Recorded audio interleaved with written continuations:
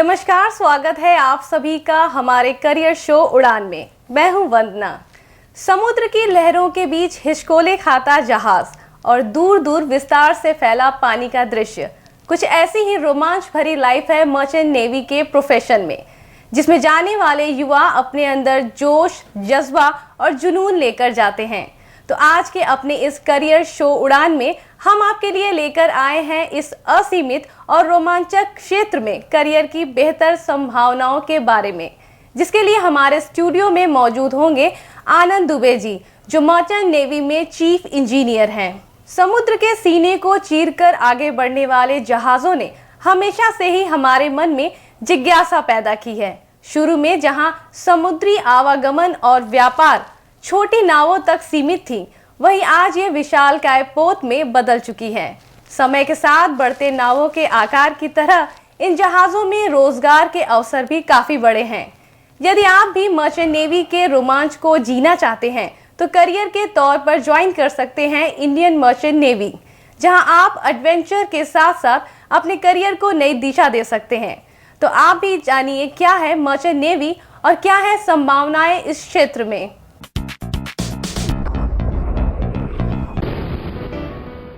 Merchant navy को अक्सर लोग नौसेना यानी नेवी से जोड़ लेते हैं, जबकि मर्चेंट नेवी को बेसिकली व्यापारिक जहाजों यानी मर्चेंट का बेड़ा कहा जा सकता है, जिसमें समुद्री यात्री जहाज, मालवाहक जहाज, तेल टैंकर, रेफ्रिजरेटेड शिप शामिल होते हैं। शुरू में समुद्री आवागमन और व्यापार छोटी छोटी नावों के माध्यम से हुआ करता था, लेकिन वर्तमान समय में नावों की जगह विशालकाय पोतों ने ले ली है।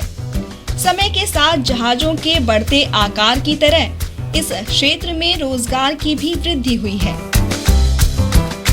अगर आप में चुनौतियों से जूझने के जज्बे के साथ देश विदेश में घूमने फिरने का शौक है, तो मर्चेंट नेवी आपके करियर को कई नॉटिकल माइल की रफ्तार दे सकता है। यह क्षेत्र आपके लिए रोमांच और साहस से भरा एक बेहतरीन जॉब ऑप्शन है, जो आपके करियर को सही मायने में दिशा दे सकता है। इसमें काम करने वाले प्रोफेशनल्स शिप के परिचालन, तकनीकी रखरखाव और यात्रियों को कई प्रकार की सेवाएं देते हैं। इनकी ट्रेनिंग विशिष्ट और मेहनत से भरी होती है।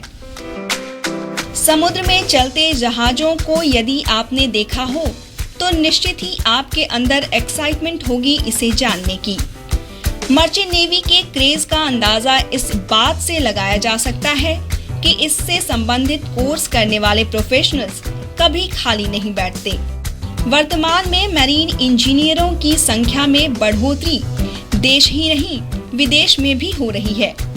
देश में व्यापार विनिमय के उछाल ने इस क्षेत्र के क्रेज में इजाफा किया है।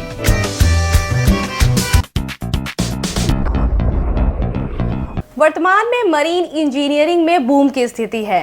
भारत के अलावा Norway, Japan, Greece, France, Britain और सिंगापुर की बड़ी शिपिंग कंपनियों में हमेशा ही मरीन इंजीनियरों की भारी मांग बनी रहती है और भारत से होने वाले व्यापार विनिमय में भारी उछाल को देखते हुए आगे भी यही स्थिति बनी रहेगी। इसे देखते हुए कोई भी व्यक्ति जो मर्चेंट नेवी से संबंधित कोर्स कर चुका है खाली नहीं बैठ सकता। लेकिन नेवी में जाने के लिए क्या प्लानिंग होनी चाहिए, इस पर ध्यान देने की जरूरत है। तो आप भी देखिए ये खास रिपोर्ट और जानिए नेवी में जाने का फुल प्रूफ रास्ता।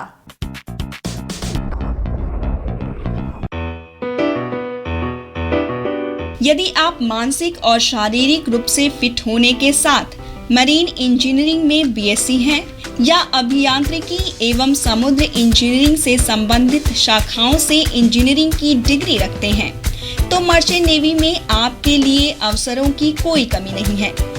यदि आप इससे संबंधित कोई कोर्स करना चाह रहे हैं तो फिजिक्स, केमिस्ट्री, मैथ से 12वीं पास होना बेहद जरूरी है। यदि आप मर्चेंट नेवी में जॉब करने का संकल्प ले चुके हैं तो मैकेनिकल या समुद्री इंजीनियरिंग से संबंधित शाखाओं से इंजीनियरिंग की डिग्री लेना आवश्यक है। इसके लिए स्ट्रेटेजी ही आपको सफलता दिलाएगी। सबसे पहले जरूरत है खुद को परखने की। विशेषज्ञों की माने तो 12वीं के फिजिक्स, केमिस्ट्री और मैथ की NCERT यानी national council of education research and training books का अध्ययन व सिस्टमेटिक तैयारी ही वह मंत्र है जो आपको इन कोर्सों में प्रवेश दिलाएगी। ट्रेनिंग के बाद प्रशिक्षितों को अलग अलग ट्रेड में बांटा जाता है। सफलतापूर्वक ट्रेनिंग करने के बाद ही इन्हें पहले प्रोबेशन और बाद में स्थायी कर्मी का दर्जा दिया जाता है। इस फील्ड के लोगों को बेहतर पैकेज के साथ शुल्क रहित खाना पीना दिया जाता है तथा साल में पूरे वेतन के साथ 4 माह का अवकाश भी मिलता है।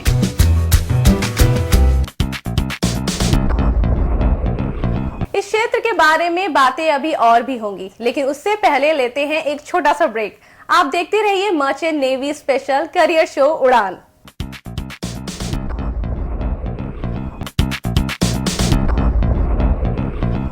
ब्रेक के बाद आप सभी का स्वागत है हमारे करियर शो उड़ान में, जहां आज हम जानेंगे मर्चेंट नेवी के क्षेत्र के बारे में।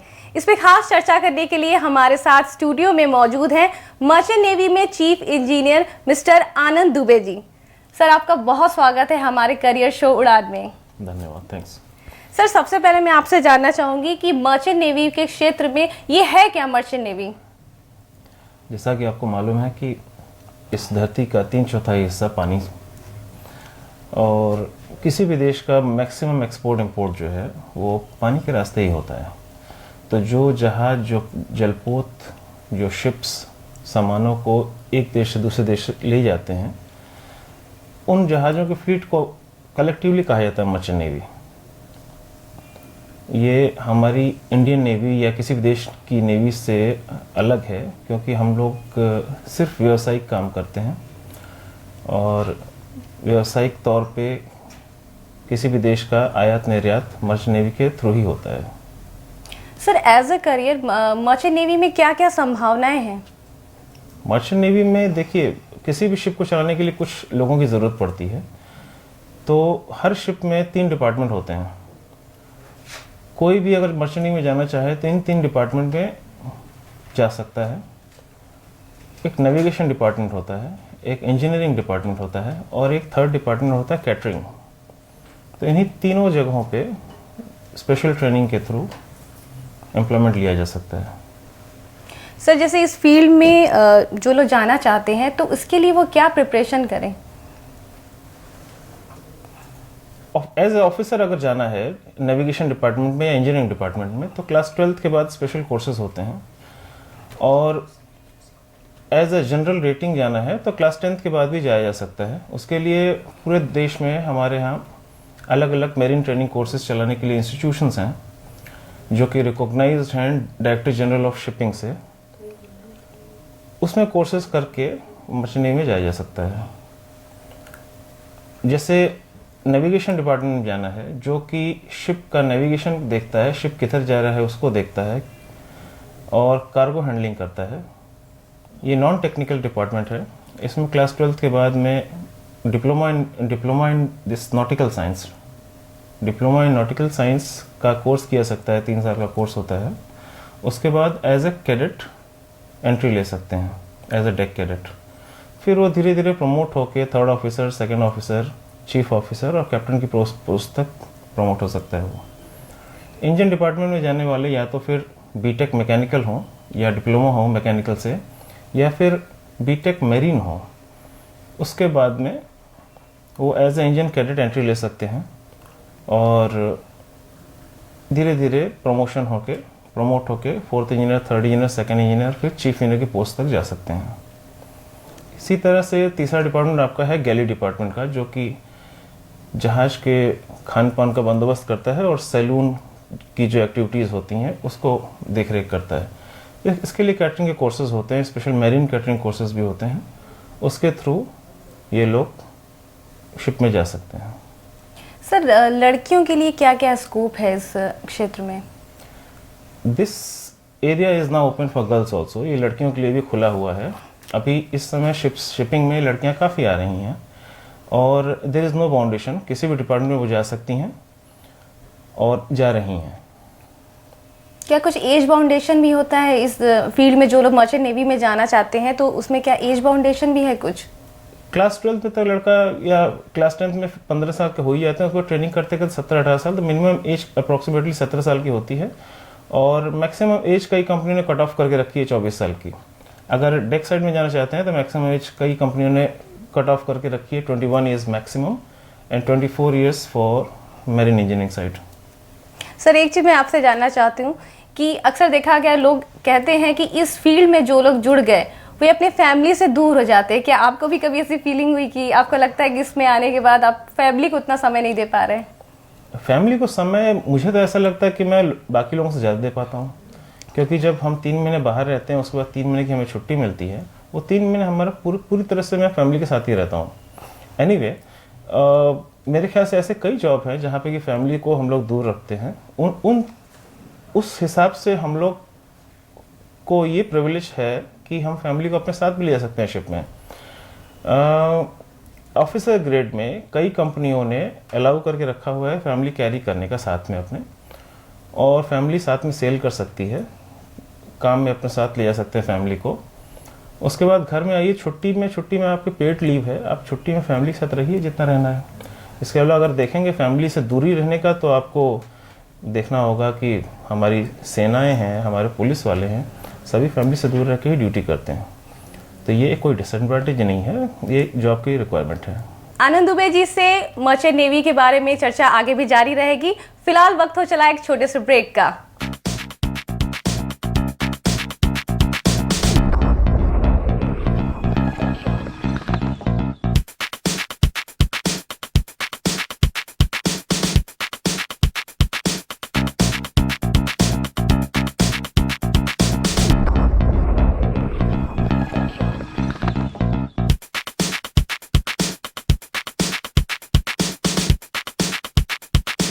ब्रेक के बाद एक बार फिर से स्वागत है आपका हमारे करियर शो उड़ान में। अगर आप देश विदेश में घूमने फिरने का शौक रखते हैं और एडवेंचरस लाइफ एंजॉय करना चाहते हैं, तो मर्चेंट नेवी का करियर आपके लिए बेस्ट ऑप्शन है, जहां आपके शौक और बेहतर भविष्य के लिए कई अवसर हैं। तो देखिए हमारी ये रिपोर्ट और जानिए मर्चेंट नेवी के लिमिटलेस स्कोप के बारे में।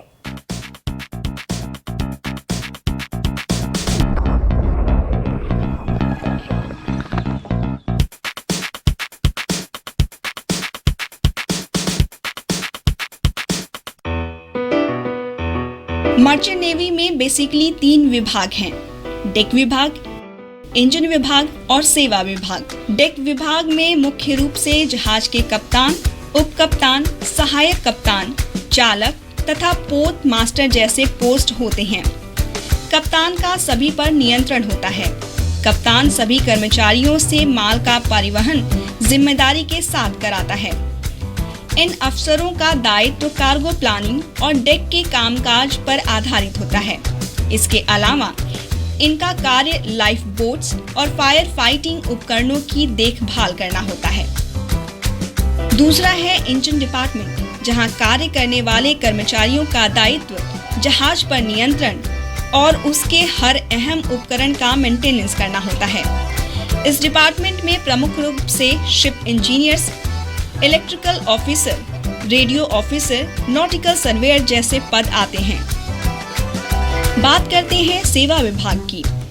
जहाज की देखरेख से लेकर उसमें कार्य करने वाले अफसरों, कर्मचारियों के रहने, भोजन और वस्त्र आदि की व्यवस्था करना इस विभाग के लोगों का दायित्व होता है।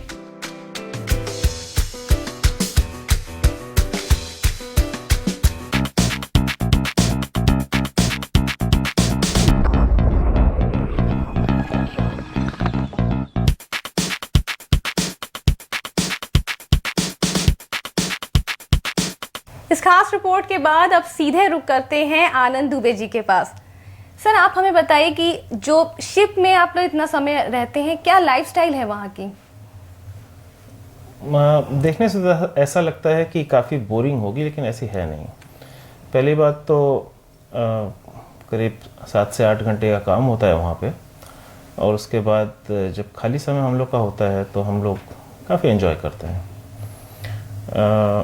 शिप में लाइफस्टाइल के बारे में बताऊँ आपको कि पोर्ट अगर हम लोग पहुँच जाते हैं किसी पोर्ट पे, तो हमको हमारे पास चांस रहता है पोर्ट सिटी देखने का। तो उस हिसाब से आप पोर्ट सिटी में जाके कुछ शॉपिंग करना हो वो कर सकते हैं। अगर किसी को डिस्को वगैरह जाने का है तो डिस्को जाके एंजॉय कर सकता है। ऑफ कोर्स सब लोग एक साथ नहीं जा सकते हैं, हम लोग शिफ्ट वाइज जाते हैं। जैसे कुछ लोगों को शिफ्ट में रहना ज़रूरी है, कार्गो हैंडलिंग करना ज़रूरी है, क्योंकि मेन काम तो हमारा, मुख्य काम तो हमारा कार्गो का है ना। हमको कार्गो पहुंचाना है, कार्गो उठाना है, वहाँ से दूसरी जगह पहुंचाना है, तो उसी बीच में एंजॉय करते हैं। अब रहा जहाज, अगर जहाज चल रहा है, शिप अगर चल रहा है, तो उस समय हम लोग के पास इंडोर गेम्स हैं, टेबल टेनिस वगैरह रहता है, कभी किसी शिप में बैडमिंटन रहता है, बास्केटबॉल भी रहता है। कई शिप्स में बिल्ट इन स्विमिंग पूल्स होते हैं जिसमें कि हम लोग एंजॉय कर सकते हैं। बस आजकल इंटरनेट के ज़माने में तो शिप और घर में भी ज़्यादा दूरी नहीं रह गई है, लाइव चैट हो जाती है घर वालों से, फेसबुक पे हम लोग रहते हैं अक्सर। तो लाइफ जो पहले का कहना था कि शिपिंग लाइफ बहुत टफ है, वो नहीं रहा अब। अभी एज गुड एज शोर जॉब, किनारे की जॉब जैसा ही है करीब करीब है। लेकिन सर कहा जाता है कि ये मर्चेंट नेवी के जॉब जो है वो दुनिया के डेंजरस जॉब में से एक है। Yes, correct. This is 10th most dangerous job in the world. इसमें फार्मूला 1 को नंबर 1 का रैंक दिया गया है। लेकिन ऐसा है नहीं, या फिर मुझे ऐसा लग रहा हो क्योंकि मुझे 17-18 साल हो गए शिपिंग में, तो this is a job for me. दूर से देखने से लगता है बहुत खतरनाक है, लेकिन खतरनाक है नहीं। आपको बता दूं, हम लोग सेल करते हैं पानी में, लेकिन हमारे साथ कई ऐसे लोग भी हैं जिनको स्विमिंग नहीं आती है। कोई ज़रूरत नहीं है, ऐसा कोई रिक्वायरमेंट नहीं है कि मर्चेंट नेवी में जाना है तो आपको स्विमिंग आनी चाहिए, क्योंकि अगर आपकी किस्मत ख़राब होगी और कुछ अनहोनी होनी होगी तो आपके साथ वो कहीं भी सड़क पर भी हो सकती है। तो ये सोच के कि कुछ खतरा है वहाँ जाएं ना, तो फिर तो सड़क पर चलना भी मुश्किल हो जाएगा। सर ऐसे कोई पर्सनल आपके एक्सपीरियंस है जो आप हम लोग के साथ शेयर करना चाहते हैं? शिप से जुड़ी हुई आपकी कोई एक्सपीरियंस ऐसी? मैंने पहला शिप ज्वाइन करने के लिए फ़्लाइट पकड़ी थी 1993-94 में। जब मेरी पहली फ़्लाइट में मैं चढ़ा था तो मुझे बड़ा थ्रिल हुआ था, क्योंकि मेरी वो पहली हवाई यात्रा थी। तो मैं ये डर रहा था कि अब ये जहाज़ गिरा, अब ये जहाज़ गिरा। एनीवे, किसी तरह मैं पहुंच गया। मुझे पहुंचाया इन लोगों ने दुबई से गया फुजैरा कार से, और उसके बाद फुजैरा से वो शिप जहाज़ जिसको मुझे ज्वाइन करना था वो खड़ा था ईरान के पानी में, जो कि फुजैरा से हमको 2 दिन के एक छोटे से बोट पे जाना था। उस बोट पे मैं चढ़ा तो मुझे याद आया गंगा जी का बजड़ा। गंगा जी, मैं बड़ा खुश था कि गंगा जी के बजड़े का 3 गुना बड़ा शिप है ये, जिस पे मैं जा रहा हूँ अपना शिप ज्वाइन करने के लिए। सी सिकनेस भी होती है उसमें। जब बोट वो चली है वहाँ से, जिसे टग बोट बोला जाता है, सप्लाई बोट है, टग बोट बोला जाता है। वो बोट जब फुजैरा का से चल के समुद्र में जाने लगी और शिप थोड़ा हिलने लगा तो हल्का सा मोशन सिकनेस हुआ, जिसे सी सिकनेस कहते हैं। हल्का सा उबकाई टाइप की आती है, उल्टी आती है, वो 2-3 घंटों में ठीक हो गया। पर्सन टू पर्सन डिपेंड करता है, किसी को जल्दी हो जाता है, किसी को देर से होता है, किसी को होता ही नहीं है। और उस समय मुझे थोड़ी सी डॉल्फिन दिखाई दी पानी में, बड़ा खुश था। कुछ लाल पीले सांप दिखाई दिए पानी के, वो बड़ा खुश हुआ मैं देख के कि अरे वाह, बड़ा अच्छा है। और बड़ा खुश था इस बार ये देख के कि मैं बहुत बड़े टग बोट पे जा रहा हूँ। 2 दिन बाद जब मैं शिप के पास पहुंचा तो मेरी हैरत से आंखें फटी रह गईं, क्योंकि जिस शिप के बगल में मैं वो जिस बोट को अपना बड़ा मान रहा था, उस शिप के आगे वो एकदम सुई के नोक जैसा लग रहा था, क्योंकि वो शिप खाली था और एकदम पहाड़ की तरह पानी में खड़ा था। वो शिप की लंबाई करीब थी 350 मीटर और खाली था तो पानी से करीब 28 मीटर पानी के बाहर था वो। तो चलता फिरता पहाड़ जैसा था, और उसको चढ़ने में, ऊपर तक चढ़ने में मेरी सांस फूल गई थी। And I was really surprise and amazed कि इतना बड़ा भी जहाज हो सकता है। अगर उसको यहाँ रख दें हम तो फुटबॉल फील्ड के 3 गुना बराबर हो गया करीब वो लंबाई में। उसे अल्ट्रा लार्ज क्रूड कैरियर कहते थे, और one of the 10th big ships in the world था वो। उसका नाम था अटलांटिक ब्लू, मुझे अभी तक याद है। तो वो मेरा पहला एक्सपीरियंस था शिप का, वो सबके साथ शेयर करना चाहता था। सर जैसे आप लोग की जो फ्री टाइम होती है तो उस वक्त आप लोग क्या करते हैं? अभी थोड़ी देर पहले जैसे मैंने कहा ना, हमारा फ्री टाइम में हम लोग के पास इंडोर गेम्स हैं, उसको हम लोग खेलते हैं। और जैसे मूवीज़ हम लोग के पास अच्छी खासी रहती हैं, और मूवीज़ देखते हैं हम लोग आपस में बैठ के। और संडे के संडे हम लोग पार्टियां कर लेते हैं आपस में। थोड़ा आजकल तो कैरोके का ज़माना है, तो कैरोके भी रखा हुआ है हम लोगों ने शिपिंग में। मोस्टली हम लोग की फॉरेन कंपनीज में जो क्रू होता है, जो जनरल रेटिंग होता है, क्रू होता है, वो फिलीपींस के होते हैं और वो उनको कैरोके गाने का बड़ा शौक होता है। तो वो लोग रहते हैं, उस हिसाब से हम लोगों ने भी अपना कैरोके रखना शुरू किया। इंडियन नेशनल्स के साथ भी है कि अभी उनको गाने का शौक है, लेकिन अभी तक कैरोके हिंदी में इंट्रोड्यूस नहीं हुआ था, लेकिन इधर कुछ कैरोके आने लगे हैं, उसको भी हम लोगों ने शिप में रखे हैं, तो गाने वाने भी गा लेते हैं थोड़े से। फिर बीच बीच में महीने या 2 महीने पे हम लोग कुछ गेम्स के टूर्नामेंट वगैरह भी कर लेते हैं। जैसे टेबल टेनिस का टूर्नामेंट हुआ, उसमें सब लोग पार्टिसिपेट करते हैं। शिप में जिम भी होता है, अगर किसी को जिमिंग का शौक है तो उनके लिए काफ़ी टाइम है जिम के लिए, अपने आप को फिट रखने के लिए। और मर्चेंट नेवी में जाने के लिए जब भी आप जाएंगे, हर बार जाएंगे, उस पर आपका पूरा मेडिकल चेकअप होता है। तो फिटनेस तो बहुत ही ज़रूरी है। अगर आप फिट नहीं रहेंगे तो आप मर्चेंट नेवी में ज्वाइन कर भी नहीं सकते हैं। रही बात और मौज मस्ती की, तो काम भी एक मौज मस्ती है, काम का भी नशा एक नशा होता है। आपको बता दूं, मैं कई बार तो काम में हम लोग इतना डूब जाते हैं कि हम लोग बाहर पानी देखने तक नहीं जाते हैं, सूर्य का दर्शन भी नहीं करते हैं। और शिफ्ट में होता है काम ये, जैसे कि 4-4 घंटे की शिफ्ट लगती है, 4 on 8 ऑफ करके, 4 से 8, 8 से 12 और 12 से 4, 4-4 घंटे की शिफ्ट लगती है दिन में और रात में। तो उसके अलावा जो 8 घंटे होते हैं वो फ्री होते हैं, उसमें काफ़ी समय मिल जाता है रेस्ट करने का, मूवीज़ देखने का, गेम्स खेलने का। तो ऑल इन ऑल बोर नहीं होते हम लोग कहीं पे भी। Thank you so much sir, आप हमारे स्टूडियो में आए और इतनी सारी बातें बताई मर्चेंट नेवी के क्षेत्र के बारे में। Thank you sir. Thanks a lot. लहरों से डरकर नौका पार नहीं होती, मेहनत करने वालों की कभी हार नहीं होती। तो अगर आप भी नेवी का करियर अपनाना चाहते हैं तो मेहनत कीजिए, सफलता जरूर मिलेगी। फिलहाल आज के लिए इतना ही। अगर आपका कोई सवाल या सुझाव है तो आप हमें मेल कर सकते हैं fullvolume@in.com पर। नमस्कार।